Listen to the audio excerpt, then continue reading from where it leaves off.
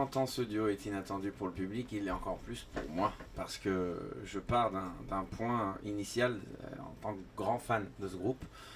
Ça s'est vu dans mes prestations sur The Voice, sur les reprises que j'ai fait dans les réseaux sociaux. Puis moi-même, j'allais les voir en concert, je les attendais à la sortie. Grand fan, admirateur du groupe, admirateur de Ryan Tedder et de ses compositions, puisqu'il a écrit les plus grands tubes de Maroon 5 à Adele en passant par Beyoncé. Et donc une inspiration importante dans mon travail artistique.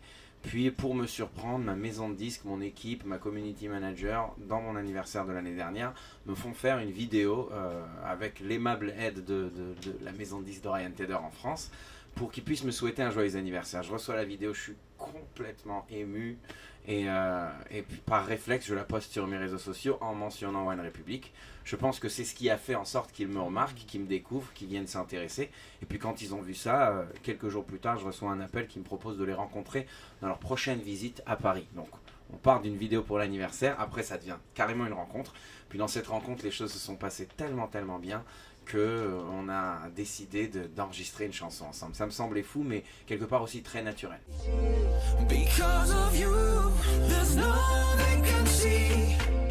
Malgré toute l'aura qui règne autour du fait qu'on va enregistrer à Los Angeles, dans le studio qui était le studio où Michael Jackson a enregistré Thriller, avec 8 couches différentes de management qui à chacune a son mot à dire et crée une nouvelle barrière, etc. Au final, quand on se retrouve deux artistes tout simplement avec une envie, une idée, une inspiration et qu'on veut travailler sur une chanson, ça devient 1000 fois plus simple. En fait, c'est la même chose qu'en France, sauf que c'est en anglais. C'est comme ça que je l'ai ressenti, parce qu'il n'y avait pas de différence, on n'avait pas l'impression qu'il est plus important que moi ou que je suis moins important que lui. Tout était naturel, spontané, amical, simple. Et c'est pour ça, je pense, que ce duo aussi transpire d'une certaine... Enfin, on peut le voir dans les vidéos, une amitié, une vraie connexion, une fraîcheur.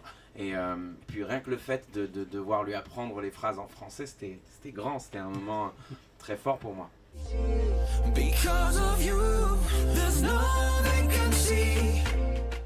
Tourner, mais en parallèle, dans tous les petits creux qu'il y a entre les dates, je retourne à Paris, j'entre en studio et je finalise mon deuxième album qui est prévu pour la fin de l'année.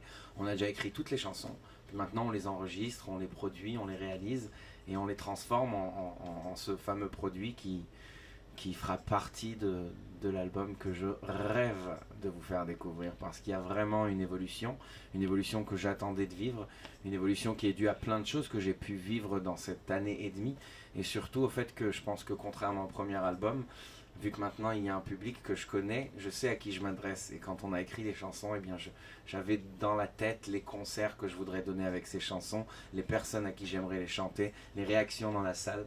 Donc c'est une nouvelle dimension que je découvre et que j'aime beaucoup.